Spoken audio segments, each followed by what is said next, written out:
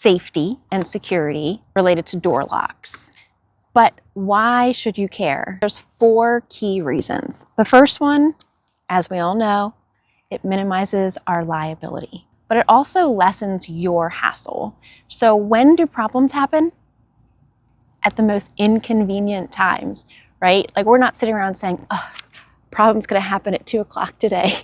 So I should just I'm gonna wait till 2 o'clock and fix that problem that I don't know is gonna happen. No, things happen in the middle of the night, when you're out of town, when you're busy, when you can't address it in a timely manner. It also increases your tenant's trust in you. When someone trusts you, you have a smoother experience with them in the long term. Happy tenant, happy landlord, one could argue. And finally, who's responsible for repair? That's kind of the big basis of move-in and move-out checklists, right?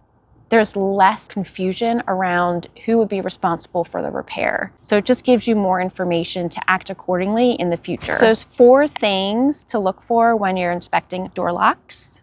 Fun, I know. You want to be sure the door locks smoothly, that the key engages and disengages the lock as well, that both the door and the hardware on the door is secure.